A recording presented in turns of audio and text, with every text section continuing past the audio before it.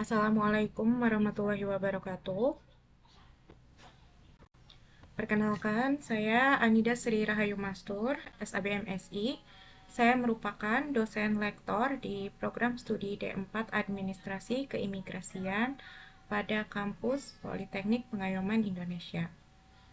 Di sini saya akan menjelaskan dan memaparkan mengenai mata kuliah yang saya ampu, yaitu mata kuliah Tata Naskah Dinas.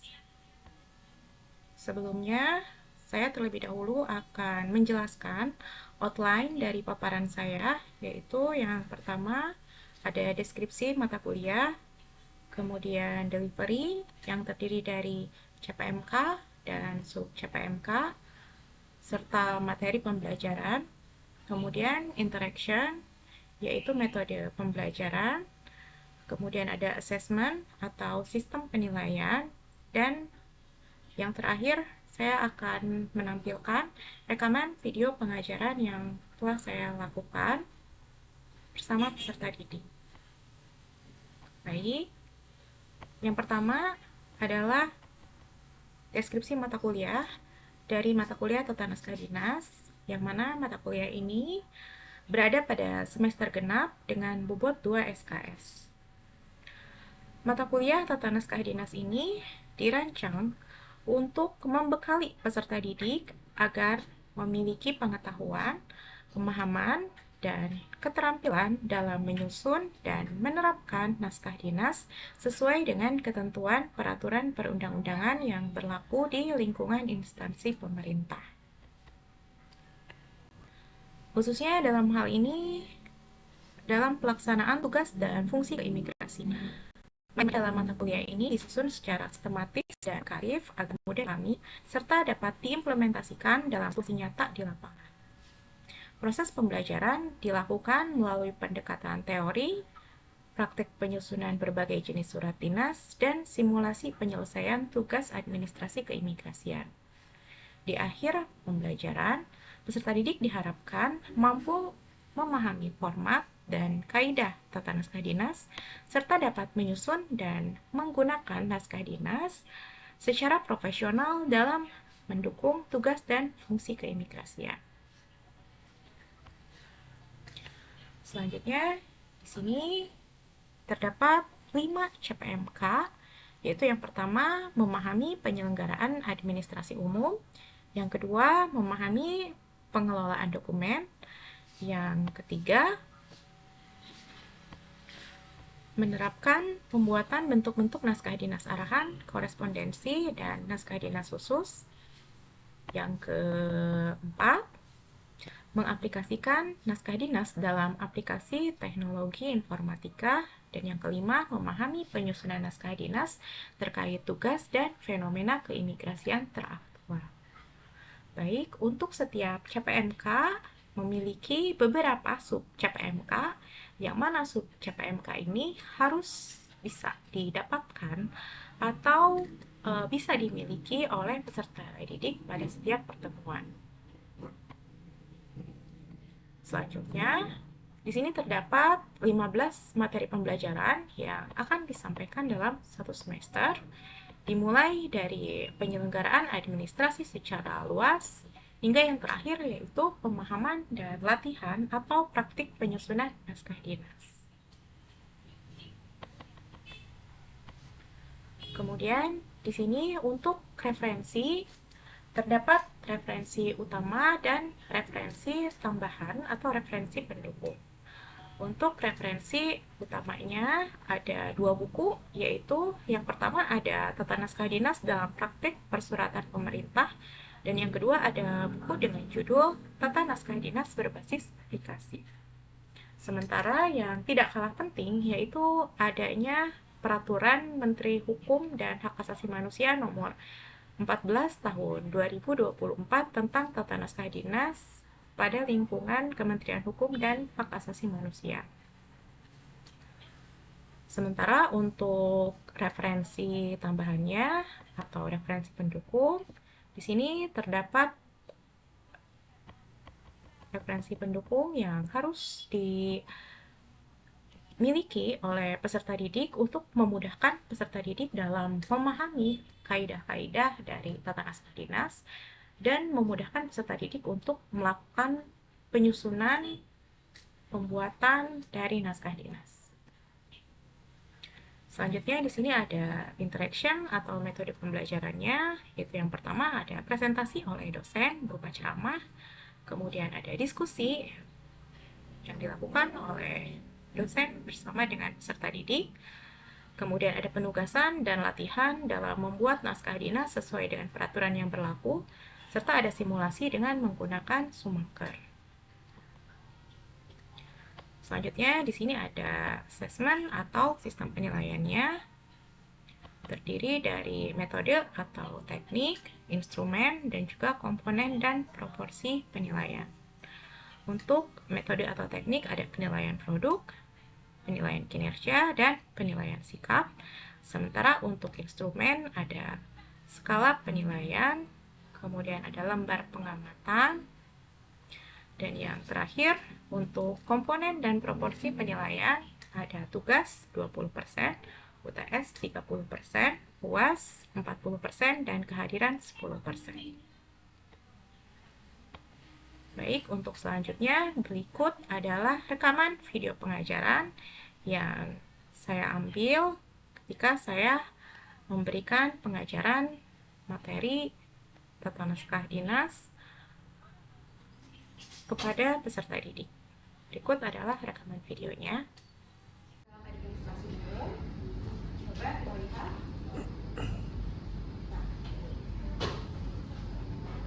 Ada yang mau mencoba untuk menjelaskan makna dari administrasi umum ini?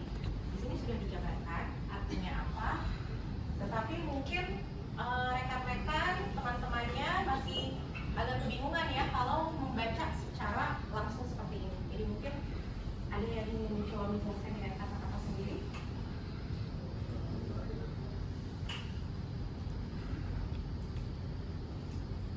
Nah ini maksudnya bersifat non-operasional.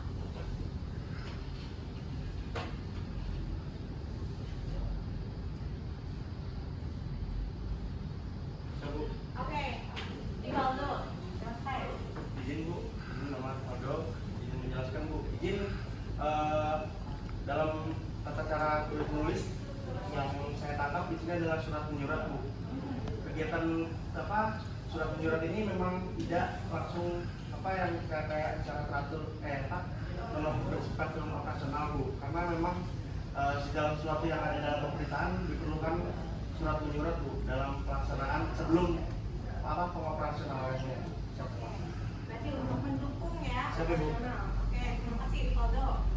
Selanjutnya ada lagi? Ya, ada ini lagi. Ini mungkin dari hal itu lebih ke merapikan ke kegiatan merapikan kegiatan-kegiatan dalam organisasi agar tetap rapi dan tertata sehingga bisa mencapai tujuan yang ditetapkan. Oke, baik, terima kasih Arini. Jadi yang maksud Arini itu misalnya seperti pengarsipan ya, itu akan masuk dalam kegiatan administrasi umum. Yang lain, ada lagi? Kira-kira nih, kalau di dalam kantor imigrasi, kegiatan operasionalnya seperti apa sih? Dari pohon, iya, wawancara, kemudian foto, ya betul sekali. Sementara yang dinamakan administrasi umum di sini adalah di luar itu semua. Misalnya, misalnya kegiatan surat menyurat, pengarsipan, itu kan tidak termasuk kegiatan operasional ya di dalam kantor imigrasi. Tetapi itu mendukung kegiatan operasional yang dilakukan. Boleh, silakan di next. Nah, di sini ada ciri administrasi umum. Memudahkan pekerjaan lain agar dapat berjalan sebagaimana mestinya. Karena di sini rekan-rekan sudah pernah mendapatkan naskah dinas, baik itu mendapatkan SK, kemudian Nodi ya. Kira-kira maksudnya itu apa ya? Dapat memudahkan pekerjaan lain agar dapat berjalan dengan semestinya. Kira-kira kemudahan apa sih yang rekan-rekan dapatkan dengan adanya surat tersebut? Informasi Bu. Informasi yang jelas.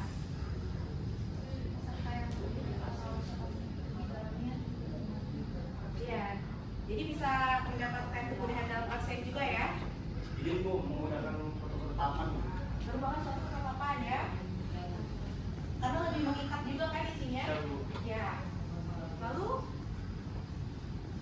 oke yang kedua nih, memasuki seluruh bagian organisasi diperlukan di mana-mana dan dilaksanakan di seluruh organisasi. Oke, jadi maksudnya seperti apa? Untuk yang nomor dua.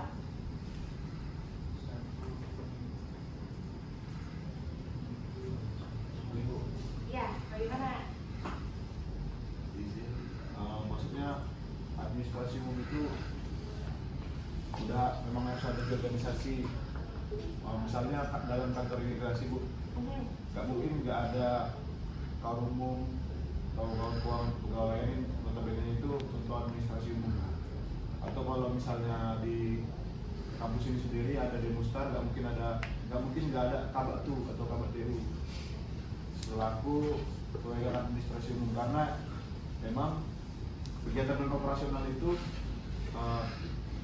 walaupun tidak terlihat tapi itu salah satu unsur penting dalam melaksanakan kegiatan dalam suatu organisasi. Dan manfaatnya dirasakan oleh Seluruh anggota itu. ya seluruh anggota ya, seluruh bagian di dalam organisasi. Ini berarti sudah masuk ya ke dalam poin nomor 3, yaitu dilaksanakan oleh semua anggota di dalam organisasi tanpa memandang tugas pokok anggota yang bersangkutan. Jadi ketika rekan-rekan sebagai anggota organisasi, rekan-rekan berhak misalnya terhadap alat tulis kantor, kemudian rekan-rekan juga bertanggung jawab atas arsip-arsip ataupun dokumen-dokumen yang ada di dalam kantor. Ini harus disimpan dengan baik untuk mendukung jalannya kearsipan di dalam organisasi tersebut.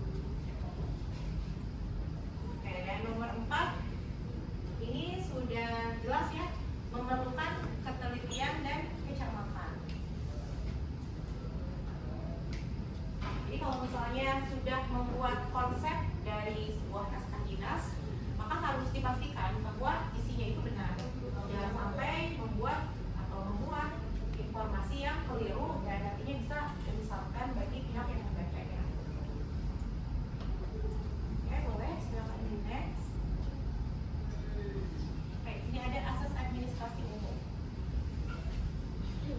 Oke.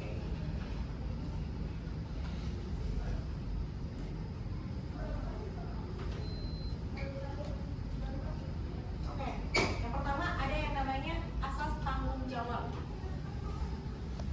Kira-kira yang dimaksudkan dengan tanggung jawab ini, tanggung jawab apa sih? Siap. Ini tanggung jawab dalam beban kerja. Beban kerja, misalnya? Siap, izin tadi misalkan dalam hal apapun yang ada di kantor, memang kita bertanggung jawab sebagai aparatur atau kita yang penghuni kantor tersebut. Siap. Ya, itu termasuk juga dalam hal administrasi umum ya. Siap.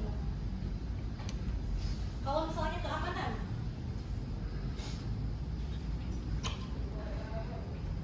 kira-kira untuk naskah dinas ini aman nggak sih sebenarnya dari segi keamanan? Aman, karena Untuk semua tulisan dinas itu mempunyai fitur yang bisa menunjukkan aslinya. oke, Mungkin yang misalnya paling sederhana itu tanda tangan. tanda tangan ya. Apalagi tanda tangan sekarang kan sudah pakai elektronik juga ya. Itu sudah pasti dari pimpinannya. Kemudian mungkin rekan-rekan waktu ujian pernah tidak misalnya melihat dalam soal ada tulisan dokumen sangat rahasia ya, seperti itu.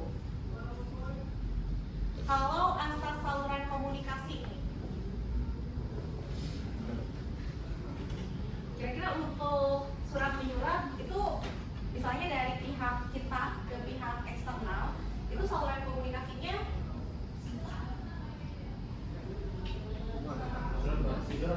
surat menyurat apa? Ada yang masih ingat?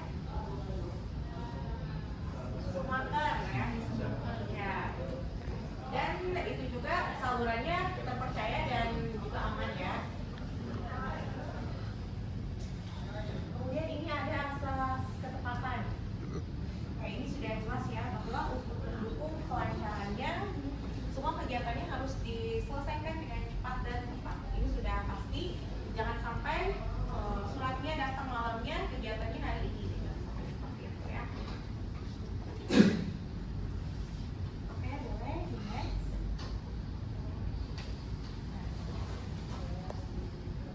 Oke.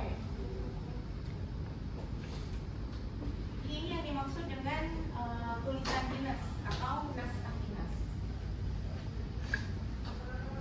Bahwa naskah dinas itu adalah sebuah tulisan yang dikeluarkan oleh pejabat yang berwenang. Tetapi di sini rekan-rekan mengerti nggak maksud dari kata tulisan dinas?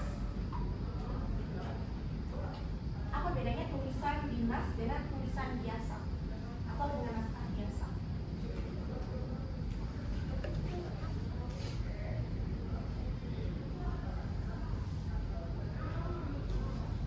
Dari segi, oke, sini Valdo mau jawab lagi?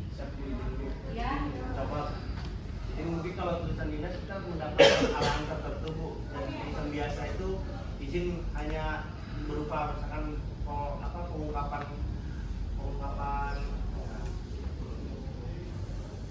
hanya dalam konteks tertentu saja Bu, tidak ada aturan-aturan di dalamnya. Oke, yuk udah mulai mengalah nih. Ada yang mau menambahkan? Oke, silakan Adira. Tulisan dinas memiliki struktur yang lebih kompleks daripada tulisan biasa, dan struktur tersebut tidak bisa ditinggalkan dari tulisan dinas.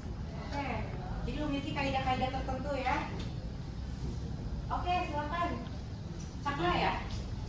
Jadi untuk tulisan dinas itu biasanya di dalamnya terdapat surat, tulisannya resmi, baku, sedangkan yang biasa itu lebih ekspresif karena ditujukan kepada pribadi atau orang-orang yang tidak terlalu resmi. Oke, bagus. Ada lagi yang lain? Ya, Ari.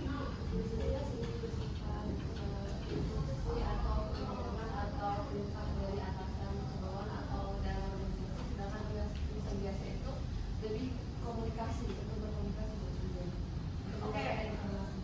Sebenarnya kalau misalnya untuk mendapatkan informasi atau untuk berkomunikasi di dalam tulisan dinas juga bisa, karena kita selain untuk memberikan arahan atau untuk memberikan perintah, bisa juga untuk berkomunikasi dengan pihak luar ataupun untuk berkomunikasi dengan pihak internal kita. Misalnya seperti nota dinas, itu kan di dalam pihak internal ya, itu kita berarti berkomunikasi antara atasan dengan bawahan, ataupun ketika kita ingin mengundang atau mengajukan permohonan ke pihak lain, ke pihak eksternal, itu juga bisa dikatakan berkomunikasi.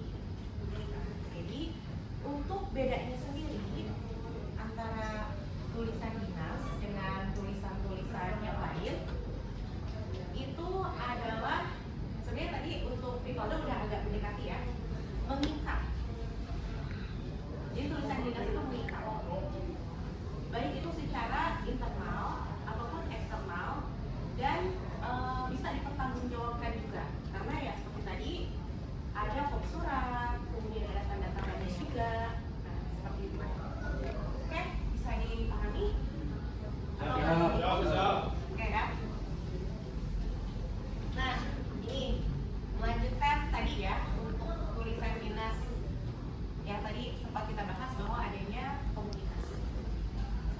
Jadi tulisan dinas ini bisa digolongkan menjadi dua, yaitu ada yang berupa mengatur atau mengarahkan, dan ada juga yang bersifat naskah atau surat korespondensi. Korespondensi tahu artinya apa?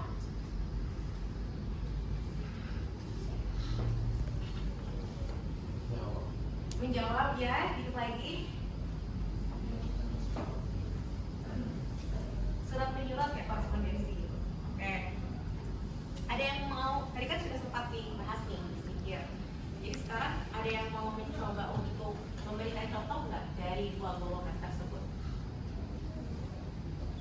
Dari yang bersifat mengatur atau arahan dan bersifat naskah atau korespondensi.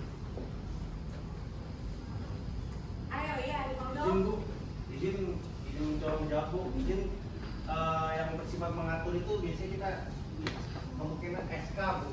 SK. Tapi kalau yang arahan ini biasanya nota dinas.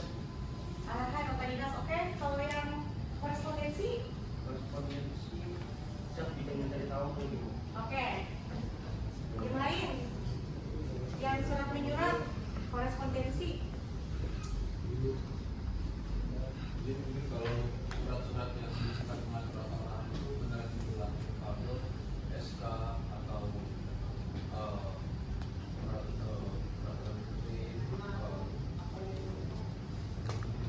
dikeluarkan itu untuk salah satu software yang segala macamnya. Dan untuk yang bersifat satu surat menyurat ini bisa seperti surat menular, bisa jadi mungkin surat keputusan Polri, surat mengundang pemerintahan daerah untuk hadir dalam beberapa acara yang diadakan, ataupun seperti surat uji paspor yang kemarin adakan di Oke, baik. Bagus sekali Kemal. Untuk contoh-contohnya juga sudah mewakili ya. Baik itu dari tulisan dinas yang mengatur ataupun tulisan dinas yang berupa korespondensi. Oke, boleh di next. Oke, ternyata sudah habis ya slide materinya. Oke, rekan-rekan sekalian, kita kan sudah melakukan diskusi, tanya jawab.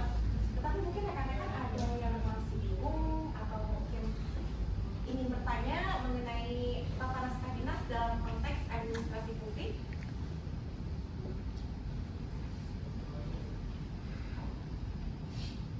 Tapi mengerti kan? Mengerti ya.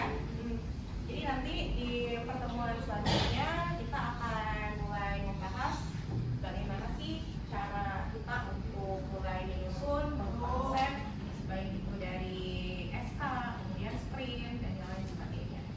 Kemudian saya harapkan setelah satu semester kita mempelajari mengenai tata naskah dinas, rekan-rekan sudah siap, sudah bisa untuk mulai bekerja, nantinya yang ketiga ya, bekerja dan mulai bisa membuat konsep surat sendiri, kemudian tahu bagaimana aturan-aturannya. Oke, seperti itu. Oke. Baik, kalau misalnya sudah tidak ada pertanyaan, mungkin akan saya cukupkan untuk pertemuan hari ini. Oke, benar ya? Benar ada pertanyaan ya? Oke, baik. Terima kasih atas perhatiannya. Assalamualaikum warahmatullahi wabarakatuh. Baik, untuk selanjutnya, materi video pengajaran tersebut merupakan materi terakhir dari paparan saya. Terima kasih atas waktu yang telah diberikan. Mohon maaf atas segala kekurangan. Assalamualaikum warahmatullahi wabarakatuh.